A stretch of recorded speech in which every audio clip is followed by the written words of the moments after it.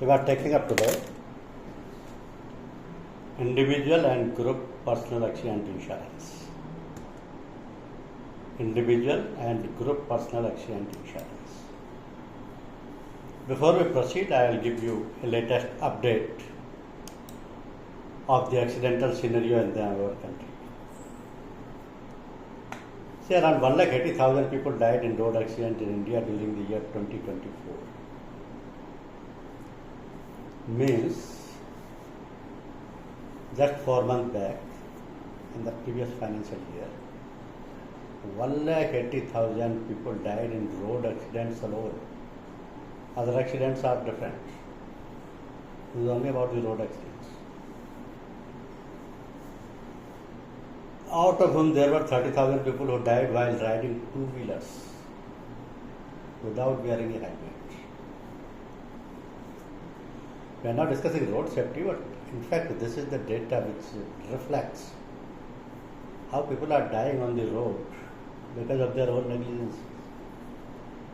30,000 people who died while riding two-wheelers without wearing a helmet.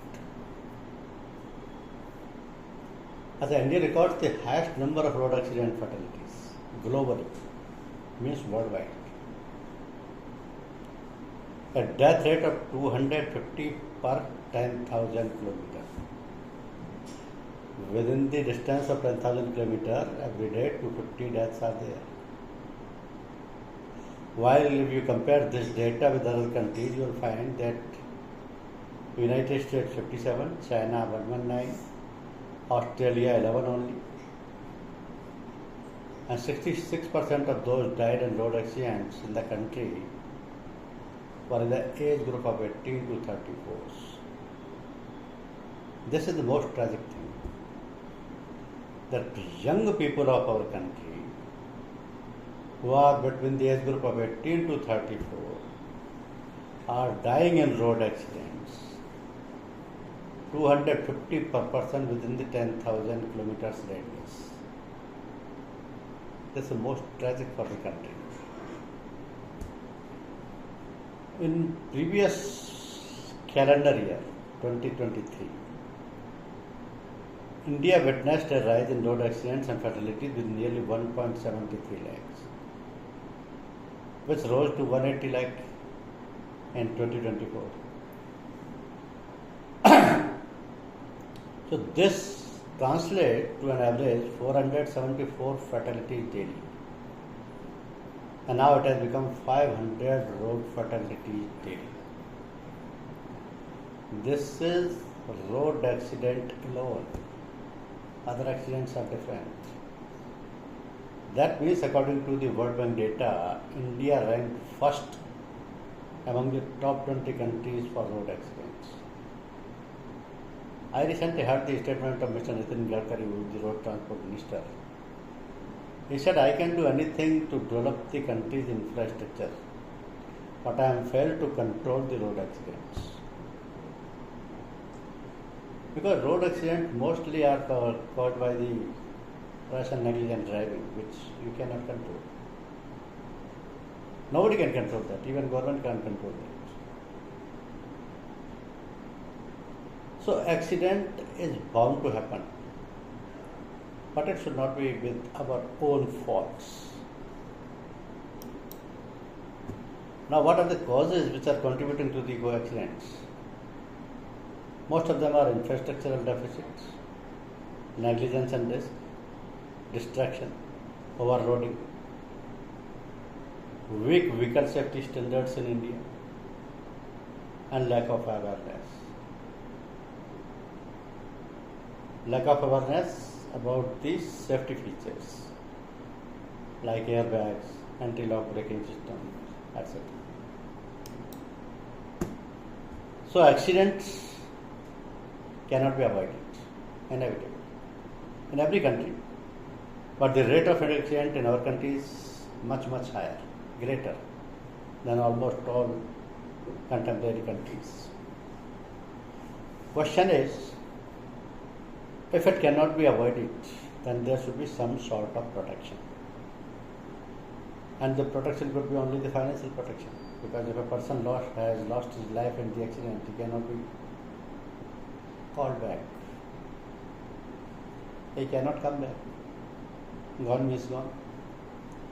But if he is surviving with a number of disabilities, fractures and amputations, in that case the financial compensation can be provided.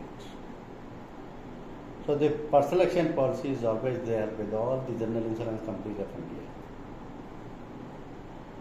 And to cover the individual persons against accidental death or disablement, maybe permanent, partial, temporary, this policy is always there.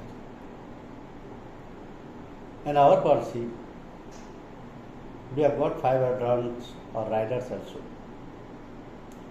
which are most demanded one, like hospital confinement allowance, accidental hospitalization cover, medical expenses reimbursement, modification of accommodation and vehicle, and tire adding. These are also available, optional, but available at the extra premium, as per the choice of the customer. Option is there. Now the question is, who could be insured in our PA policy? Policy is individual PA can be offered to any individual and family members. When it comes to the family members, family means self, spouse, dependent children and dependent parents. They all makes a family which can be covered under a single policy. This policy can be issued from 1 year to 70 years, except the comprehensive cover, which is issued for 21 to 70. All covers can be issued to 1 year to 70 years of age.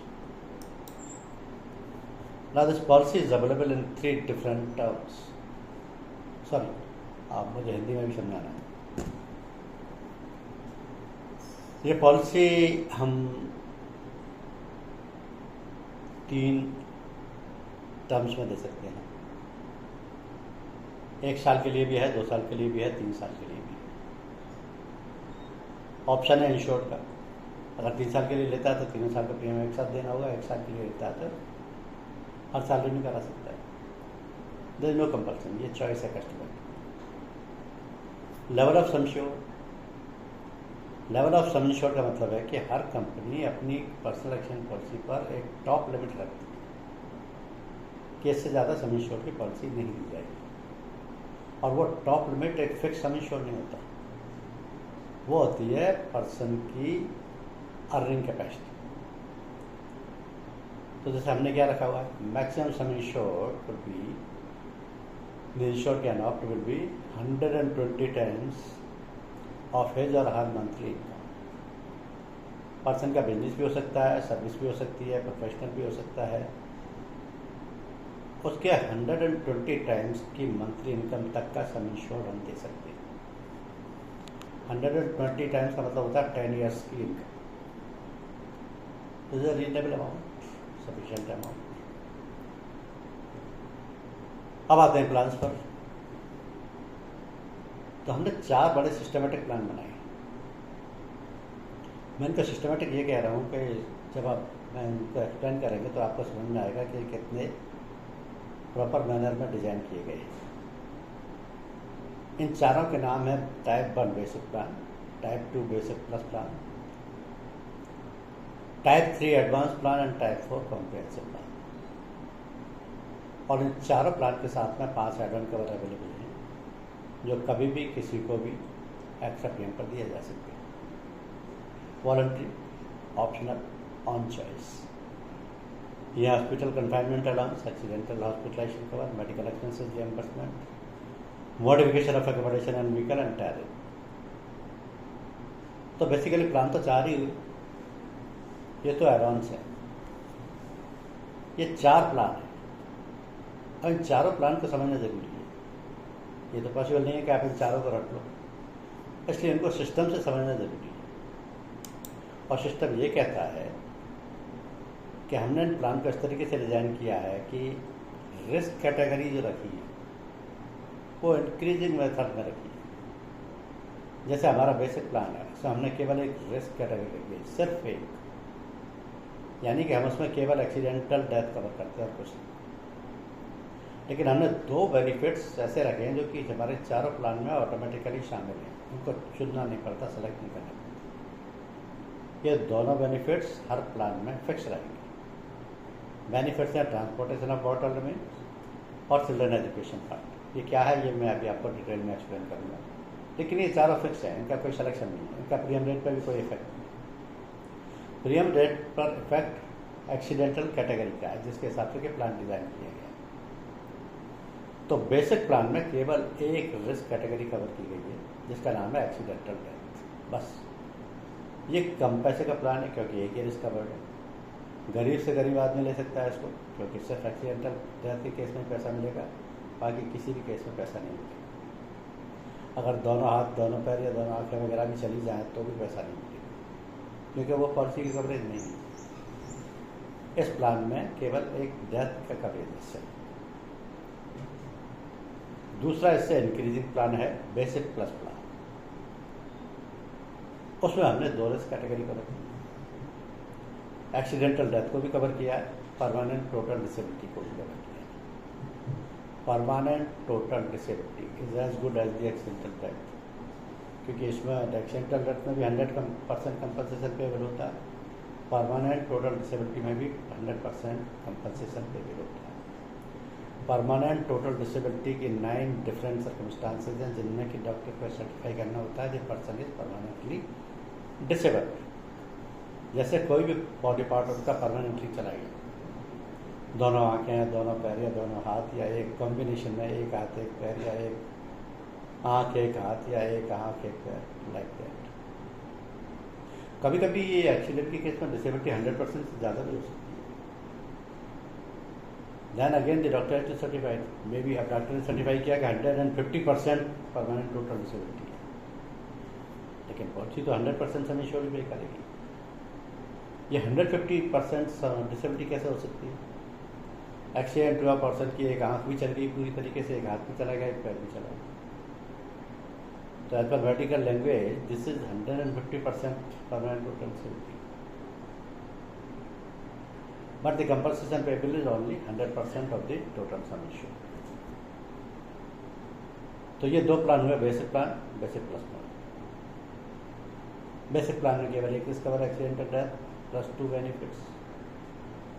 Basic plus plan में 2 risk category cover है, accidental death and permanent total disability plus 2 benefits.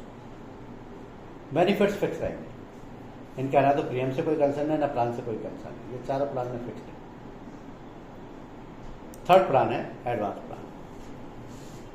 Advance plan के मायने हैं 3 risk category, accidental death, permanent total disability and permanent partial disability. तो 3 risk category हो गई, obviously premium भी बढ़ गया, कवरेज भी बढ़ गया, दोनों बेनिफिट्स ऑटोमेटिकली शामिल हैं। तो ये उन पहले दोनों से ब्रॉडर प्लान है। और हमारा सबसे बड़ा प्लान है कॉम्प्रिहेंसिव प्लान, जिसमें 4 रिस्क कैटेगरी शामिल है, accidental death, permanent total disability, permanent partial disability and temporary total disability. 4 risk category, दोनों बेनिफिट्स। तो ये इस तरीके से सिस्टमेटिक इंक्रीज होती है, क्योंकि जो 4 प्लान हमने डिजाइन किए हैं उनमें इस तरीके से इनको डाला गया है कि हर प्लान में एक रिस्क कैटेगरी बढ़ती चली जाएगी। फॉर एग्जांपल, बेसिक प्लान में केवल एक्सीडेंटल डेथ, बेसिक प्लस में accidental death plus permanent total disability, advance plan में basic accidental death, permanent total disability और परमानेंट पार्शियल डिसेबिलिटी, और कॉम्प्रिहेंसिव में टेम्परेरी टोटल डिसेबिलिटी भी शामिल हो जाती है। तो 4 प्लान डिफाइन हो गए। अब क्वेश्चन है कि एक्सीडेंटल डेथ के मायने क्या है, क्योंकि ये तो 4 प्लान में कवर्ड है। अगर किसी इंश्योर्ड की एक्सीडेंटल डेथ हो जाती है तो क्या होगा इसका? पर्सन तो गया। ऐसे केसेस में क्या करें? नॉमिनेशन का रोल बहुत इंपॉर्टेंट है। अगर पर्सन ने अपना नॉमिनी डिक्लेयर नहीं किया है उस पर फॉर्म में, तो इंश्योरेंस कंपनी किसी को कोई क्लेम पे नहीं करेगी, क्योंकि इंश्योरेंस कंपनी को नहीं पता कि तुम्हारे पिताजी कौन है, माताजी कौन है, बीवी कौन है, बच्चे कौन है, और हर आदमी क्लेम लेने आ जाएगा, तो इंश्योरेंस कंपनी किसको क्लेम देगी? तो कोई भी इंश्योरेंस कंपनी तब तक क्लेम नहीं पे करती जब तक उसका नॉमिनी डिक्लेयर नहीं हो पहली चीज। अगर नॉमिनी का नाम नहीं भरा है अनफॉर्चुनेटली, तो फिर प्रोसीजर बड़ा टीडियस हो जाता है, क्योंकि लीगल एयर सर्टिफिकेट या सक्सेशन सर्टिफिकेट ला के देना होता है, वो कोर्ट से मिलता है और कोर्ट में उसकी कंप्लीट ट्रायल होती है। ये 6 महीने भी लग सकते हैं, 6 साल भी लग सकते हैं, नो वन नोस। तो ये मान के चलिए कि वो जब सक्सेशन सर्टिफिकेट लेने जाता है तब तक ये भूल जाता है, जब तक उसे सर्टिफिकेट मिलता है तब तक ये भूल जाता है कि उसने ये सर्टिफिकेट लिया किस लिए, क्योंकि वो 2 साल भी लग सकते हैं, 3 साल भी लग सकते हैं। इसलिए हमेशा नॉमिनेशन का कॉलम फिलअप कराइए। एक्सीडेंटल डेथ के केस में इंश्योर्ड रहेगा नहीं, क्लेम केवल उसके लीगल एयर्स को मिलना है या डिपेंडेंट्स को मिलना है, उनको तभी मिलेगा जब उसने नॉमिनी का नाम भरा होगा। मिलेगा 100% ऑफ द सम इंश्योर्ड। उसने जितने लाख की पॉलिसी लिया उतना पूरा मिलेगा, कोई डिडक्शन नहीं है, कोई कंपलसरी एक्सेस नहीं है, कुछ भी नहीं कटेगा। चारों प्लान में रिस्क कवर्ड है। एक्सीडेंट से डेथ हुई तो पूरा क्लेम का एंटाइटलमेंट होगी। Similar is the case with the permanent total disability. अभी इसमें 8-9 सर्कमस्टांसेज हैं जिनमें मेडिकल डॉक्टर को उसे सर्टिफाई करके देना ही होगा कि it's a case of total permanent disability. लेकिन ये रिस्क 4 में से 3 प्लान में ही कवर है। बेसिक प्लान में कवर नहीं है, बेसिक प्लस में कवर है, एडवांस प्लान में कवर है, कॉम्प्रिहेंसिव प्लान में कवर है। ये कॉम्बिनेशन इन 9-10 में से कोई सा भी एक हो सकता है। कई बार तो सिर्फ लॉस ऑफ स्पीच और लॉस ऑफ लिम्ब चला जाता है, कई बार loss of hearing of both ears and loss of sight of 1 eye या 2 ईयर आई हो जाता है। उस केस में भी परमानेंट डिसेबिलिटी है। हाथ पैर का जाना तो बड़ी कॉमन सी चीज़ है एक्सीडेंट्स में। तो इनमें से किसी भी एक सर्कमस्टांसेज में, ये 9 सर्कमस्टांसेज डिफाइंड है, मेडिकल डॉक्टर का ये सर्टिफिकेट आता है कि this is case of permanent total disability, insurance company पे 100% claim amount, that is full some insured. Third case is permanent partial disability.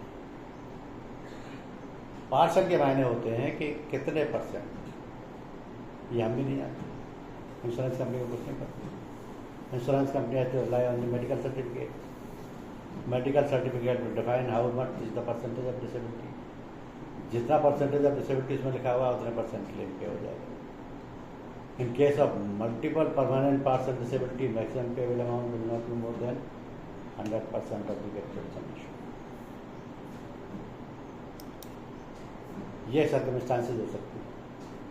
अब आप इनमें देखेंगे 2% परमानेंट डिसेबिलिटी भी है, 90% परमानेंट टोटल डिसेबिलिटी भी है। टोटल नहीं है, पार्शियल है, क्योंकि ये सब परसेंटेज पार्शियल के। तो ये है परमानेंट।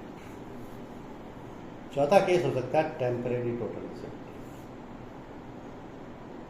टेम्परेरी टोटल डिसेबिलिटी का मतलब ये परमानेंट नहीं है, यानी कि ये by treatment it can be recovered fully back, but treatment can take time, 2 months, 4 months, 6 months, 1 year, 2 years, whatever it is, according to the circumstances and according to the treatment provided by the medical doctors.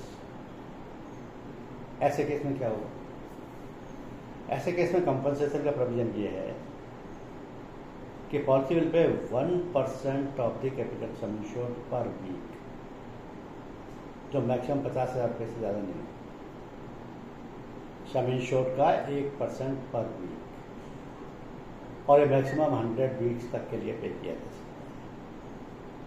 ये normally सारी general insurance कंपनियाँ इसी तरीके से पे करती हैं।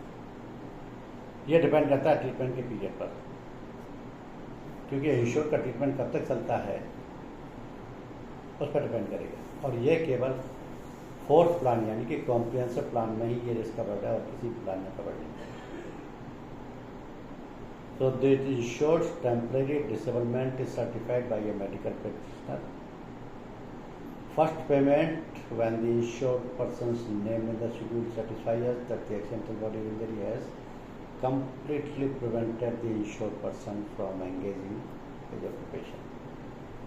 बहुत सीरियस इंजरीज हो जाती है एक्सीडेंट, दोनों पैरों में 3-3, 4-4 फ्रैक्चर हो गए, दोनों पैर बंधे हुए। अब ये केस तो टोटल डिसेबिलिटी का है, लेकिन वो परमानेंट है टेम्परेरी है, देखने वाली बात है, क्योंकि दोनों पैर अगर हमेशा के लिए चले गए तो वो परमानेंट हो गए, ट्रीटमेंट में अगर वो रिकवर हो गया, ठीक काम करने लग गए तो वो टेम्परेरी है। That is how this situations are defined. For the transportation of medical remains, this is a benefit which is already included in all the 4 plans. क्या मतलब है इसका? ये जो पर्सनल एक्सीडेंट पॉलिसी है, this provides world wide coverage. आपने policy Delhi से ली, आप न्यूयॉर्क में रह रहे हैं या न्यूयॉर्क में पढ़ने गए या घूमने गए, वहाँ एक्सीडेंट हो, खुदा न खास्ता अनफॉर्चुनेटली डेथ की हो, अब डेथ हो गई तो डेड बॉडी तो इंडिया लानी पड़ी। उस डेड बॉडी के जो ट्रांसपोर्टेशन पर खर्चा आएगा, that is payable in addition to the sum insured और in addition to the 100% payment of the claim. वो कितना हो सकता है? 5,000 और 2% of the sum insured, limited to the lower of जो भी कम होगा, 5% या 5,000 या 2% of the sum insured. This is paid for transportation of mortals यानी डेड बॉडी। सेकेंड बेनिफिट है चिल्ड्रंस एजुकेशन फंड। ये भी 2 सर्कमस्टांसेस में, एक्सीडेंटल डेथ के केस में, परमानेंट टोटल डिसेबिलिटी के केस में। ये परमानेंट टोटल डिसेबिलिटी में क्यों? क्योंकि ट्रांसपोर्टेशन ऑफ मॉर्टल रिमेन केवल एक्सीडेंटल के केस में मिलेगा, वो तो डेथ का केस है। यहाँ ये children's education benefit accidental death और परमानेंट टोटल डिसेबिलिटी दोनों में मिलेगा। इसकी भी limit 2% of the sum insured है, लेकिन ये फर्स्ट टू चिल्ड्रंस को दिया सकता है, इसके बाद नहीं। One time payment of 2% of the benefit under accidental death और permanent total disability for each child towards the cost of education, ये पे हो सकता है। फिर आता है ऑप्शनल राइडर कवर। ये ऑप्शनल राइडर कवर में आते हैं 5 बेनिफिट। पहला है हॉस्पिटल कन्फाइनमेंट अलाउंस। अब क्योंकि ये एक एड ऑन है, इसका मतलब इंश्योर ने इसका एक्स्ट्रा पैसा दिया है, इसका मतलब इसमें जो बेनिफिट मिलेगा वो एडिशनल होगा। अगर एक्सीडेंट से इंश्योर्ड हॉस्पिटलाइज हुआ है तो उसको इस एड ऑन कवर के तहत 1,000 रुपीज़ पर डे और हॉस्पिटलाइजेशन पीरियड मिलेगा। मान लिया वो 20 दिन के लिए भर्ती है तो 1,000 रुपीज़ पर डे के साथ 20,000 मिलेगा, लेकिन इसमें एक मैक्सिमम सीलिंग है 30,000, इससे ज़्यादा नहीं मिलेगा। अगर बाई चांस वो 40 दिन के लिए भर्ती है तो भी 30,000 ही मिलेगा, इससे ज़्यादा नहीं मिलेगा। तो 1,000 for each completed calendar day that insured person has to be hospitalized, but policy period will be limited to 30,000। एक पॉलिसी पीरियड में amount is limited to 30,000। Even if there is more than 1 claim तो भी 30,000 से नहीं, ज़्यादा नहीं। Then medical expenses reimbursement, ये भी एक एड ऑन, ये भी एक्स्ट्रा प्रीमियम दे करके लिया गया है, लेकिन इसमें 4 ऑप्शन है। गलती से इंश्योर का राइट नहीं है कि 4 में से कोई सा सेलेक्ट किया, क्योंकि उसके लिए पैरामीटर पहले से डिसाइडेड है कि which ever is lower. Option 4 होंगे लेकिन चारों कंपैरिजन के पर्पज के लिए होंगे, तो कैसे कंपेयर किया जाएगा?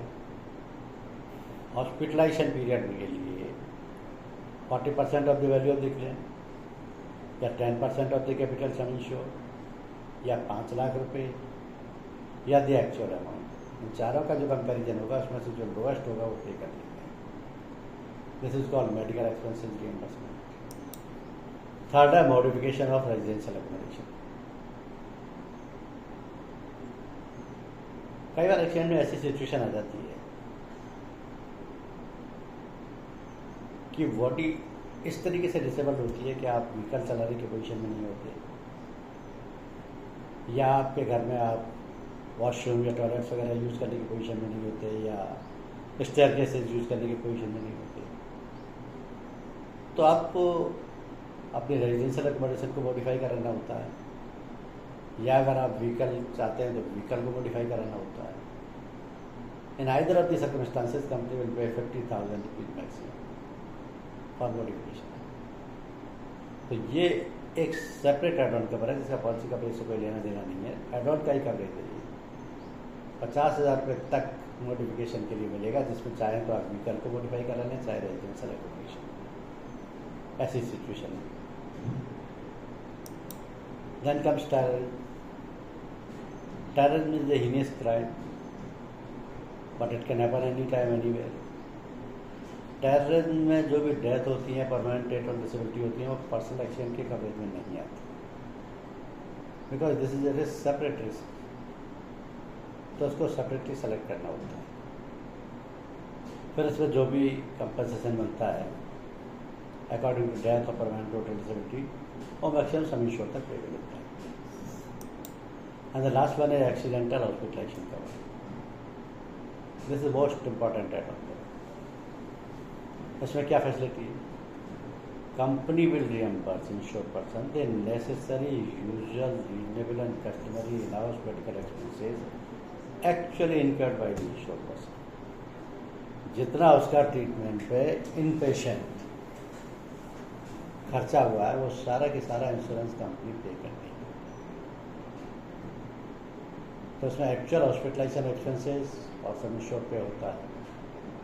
लिमिट केवल एक ही है कि मैक्सिमम रूम रेंट जो होता है वो 1% और सम इंश्योर्ड से ज़्यादा नहीं मिलता, बाकी एक्चुअल खर्चा मिल जाता है। तो this is most useful add on cover which you should sell along with the policy. अब आते हैं प्लान कैसे सेलेक्ट हो, सम इंश्योर्ड कैसे सेलेक्ट हो, एड ऑन कौन से लिए जाएँ, रिस्क ऑक्यूपेंसी कैसे देखी जाए। ये पॉलिसी का इम्पॉर्टेंट पार्ट है। प्लान आपको समझ में आ गया, 4 प्लान, 4 में से कोई भी इंश्योर सेलेक्ट कर सकता है। ये वारंटी है according to his affordability and requirement insure can select the plan. फिर आता है रिस्क ऑक्यूपेंसी। पर्सनल एक्सीडेंट की सारी पॉलिसियाँ रिस्क ऑक्यूपेंसी के हिसाब से प्रीमियम चार्ज किया जाता है समझ, जबकि हेल्थ की सारी पॉलिसियों में एज बैंड के हिसाब से प्रीमियम चार्ज किया जाता है। तो पीए पॉलिसी में एज इंश्योर्ड की एज से कोई लेना देना नहीं, यहाँ उसका नेचर ऑफ जॉब या नेचर ऑफ प्रोफेशन देखा जाता है। तो उस नेचर ऑफ जॉब या नेचर ऑफ प्रोफेशन को 3 कैटेगरी में बांटा गया है। पहला है रिस्क कैटेगरी 1, जिसमें कि लोएस्ट रिस्क होगी, यहाँ की possibility of accident is very less, क्योंकि ये वो लोग हैं जो सेफेस्ट प्लेस पर काम करते हैं, जैसे accountant, doctors, lawyers, engineers, consulting engineers, teachers, bankers, ये सब बड़े सेफ प्लेस पर अपना काम करते हैं। यहाँ possibility of accident is rarest of the rare. Second category है मीडियम रिस्क। इसमें रिस्क कैटेगरी में रिस्क बहुत ज़्यादा है, क्योंकि ये वो लोग वो हैं जो कि फील्ड में काम कर रहे होते हैं। अब फील्ड में काम करेंगे तो रिस्क ज़्यादा हो जाएगी, जैसे कि ड्राइवर है, बिल्डर हैं, मशीन ऑपरेटर्स हैं, प्रोफेशनल एथलीट्स या स्पोर्ट्समैन हैं, इनकी रिस्क ज़्यादा होगी। तो इनकी मीडियम रिस्क हो गई, प्रीमियम भी ज़्यादा होगा, रिस्क कैटेगरी 2 होगी। थर्ड कैटेगरी वो होती है जहाँ पर बहुत हैवी रिस्क होती है, जहाँ पर जान का भी खतरा हो सकता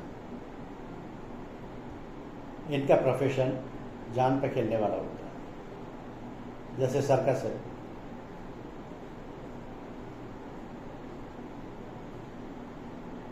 हैंग ग्लाइडर्स हैं, पोलो खेलने वाले हैं, जॉकी हैं, माउंटेनियर हैं, रेसर्स और स्पोर्ट्स में जो स्कीइंग और आइस हॉकी प्लेयर्स हैं।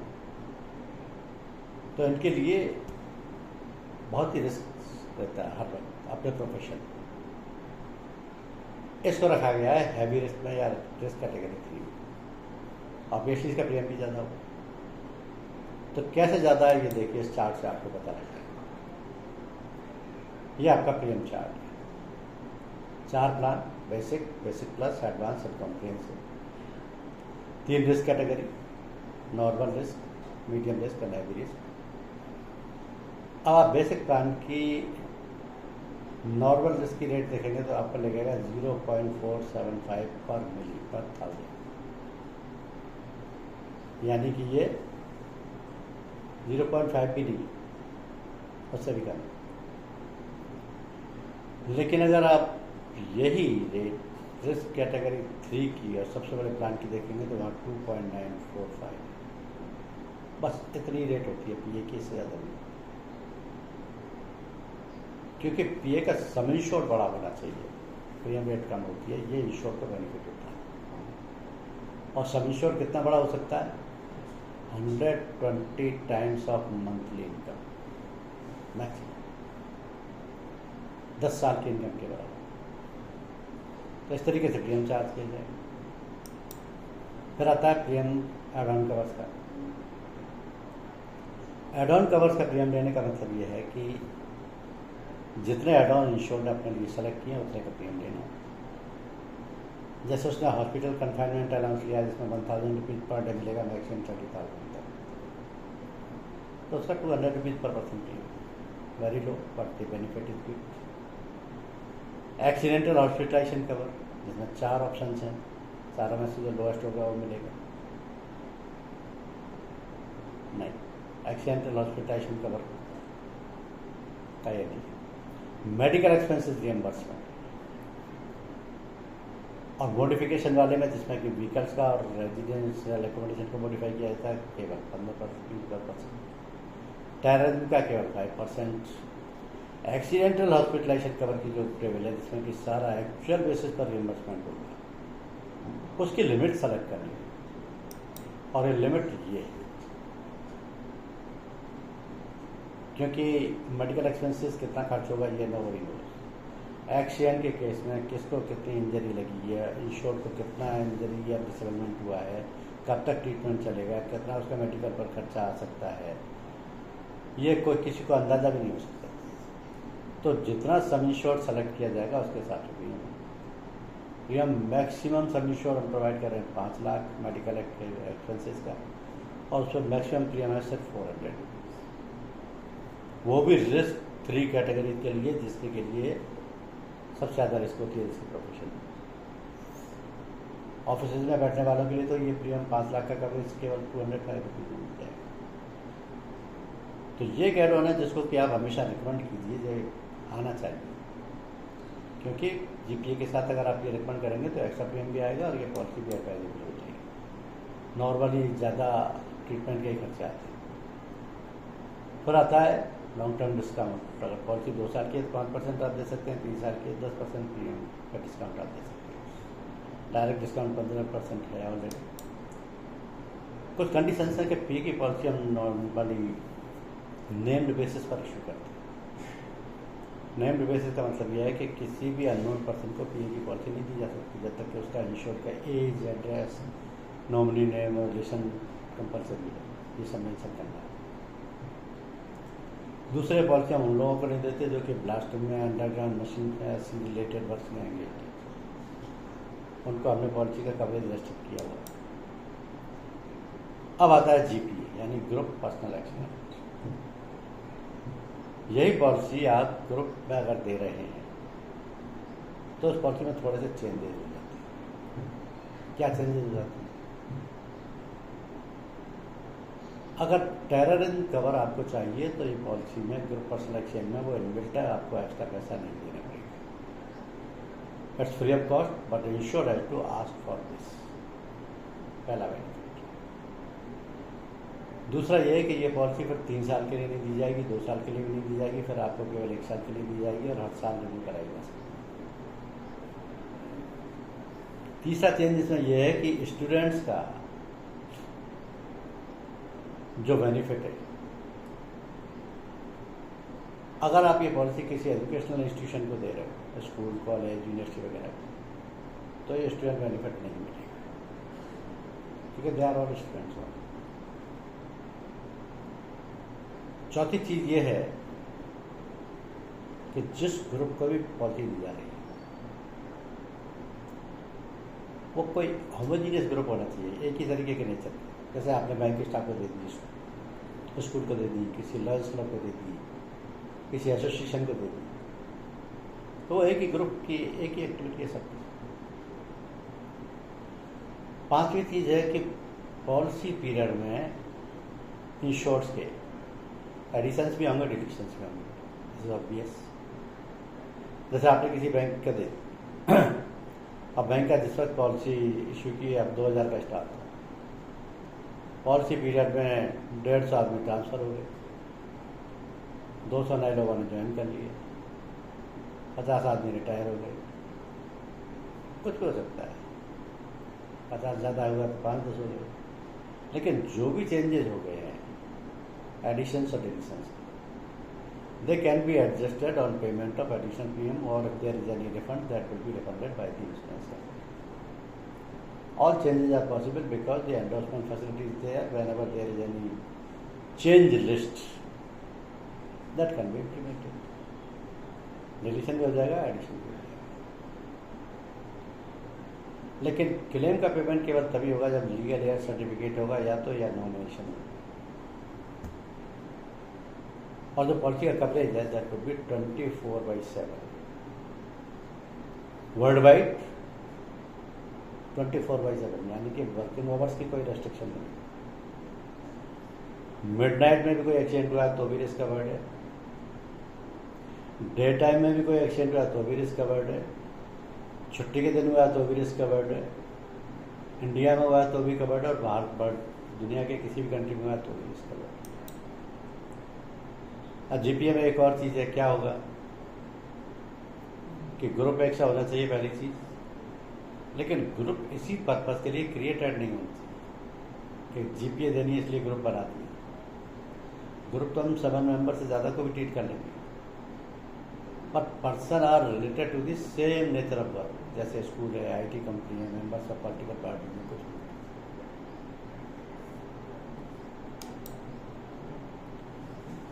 अगर कोई ऐसी फैमिली को पॉलिसी दी जा रही है जिसमें नॉन अर्निंग मेंबर्स हैं, क्योंकि पीए की पॉलिसी में जो प्रीमियम होता है वो does not depends upon the age और जेंडर, तो नॉन अर्निंग पर्सनस को भी पॉलिसी दी जा सकती है, लेकिन उसमें सम एश्योर्ड की मैक्सिमम लिमिट होगी 5 लाख, जिसमें कि 5 लाख का सम इंश्योर्ड होगा प्रपोजल का, वाइफ का होगा 50%, चिल्ड्रन का होगा 25%। ये sum insured non earning members के लिए रहेगा। इसमें कोई इनकम प्रूफ की जरूरत नहीं, इसमें कोई मोरल हैजार्ड वाली चीज़ भी नहीं है, लेकिन नॉमिनी की डिटेल इस केस में भी लेने की बड़ी बात है। अच्छा, स्नेक बाइट और ड्रॉनिंग यानी डूबने के केसेस नॉर्मली आते रहते हैं। डेथ ड्यू टू स्नेक, सांप काट गया, बिच्छू काट गया, डूब के मर गए, तो क्या हुआ केस में? ये इस पॉलिसी से एक्सक्लूडेड तो नहीं है, लेकिन इनका विस्ला रिपोर्ट के बेसिस पर इनकी सेटलमेंट की जाएगी। फॉरेंसिक और विस्ला रिपोर्ट ये डिसाइड करेगी कि क्या केस है, उसके बेसिस पर सेटल किया जाएगा। लेकिन मर्डर का कोई केस हो तो murder is covered in the policy because this is treated as the accident by the court, unless it is provoke किया है तब तो वो फिर एक्सीडेंटल नहीं हुआ, फिर तो वो जानबूझ के किया होगा। लेकिन नेचुरल केस में कोई मर्डर हुआ है तो this is accident and the claim is paid. अब इनके अलावा मैं आपको एक चीज़ और बताना चाहता हूँ कि हमारी कंपनी ने कुछ और एड ऑन इंट्रोड्यूस किए हैं पीए पॉलिसी में। अब वो एक्स्ट्रा एड ऑन क्या है उसके बारे में भी थोड़ी आपको आइडिया होना चाहिए। जैसे कि ये हैं,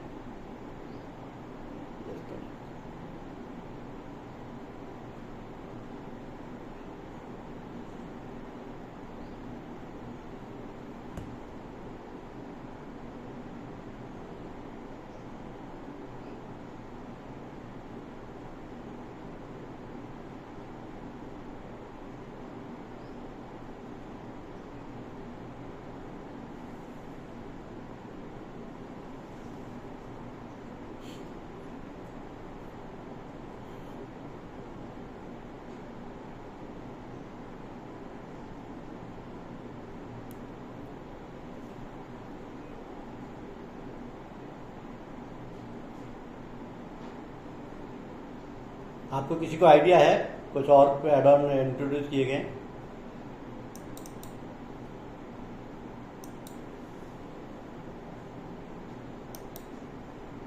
किसी को आइडिया है कि ये पॉलिसी में कुछ और भी एड ऑन इंट्रोड्यूस किए गए? नहीं। चलिए मैं आपको बता देता हूँ।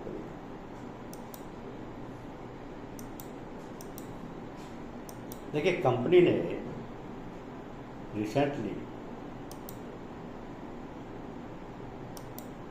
ये 15 नए एड ऑन कवर बनाए हैं पर्सनल एक्शन पॉलिसी के साथ। 15 new add on covers have been introduced by us. आपको पहले नाम बता देता हूँ। Permanent total disability enhanced sum insured, children education benefit plus,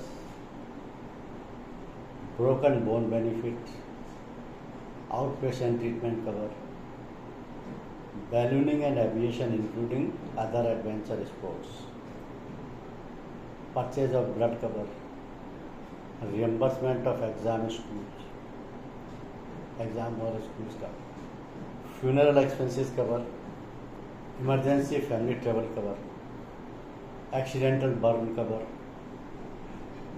coma contingency cover, mobility benefit, clothing cover, loss of employment and EMI protection. ये उन 5 add on cover के अलावा हैं जो कि पॉलिसी के साथ इंट्रोड्यूस किए गए थे, वो तो ऑलरेडी हैं। ये 15 और इंट्रोड्यूस किए हैं, लेकिन ये 15 आपको किस तरीके से देने हैं इसके साथ में थोड़ी सी रेस्ट्रिक्शंस हैं।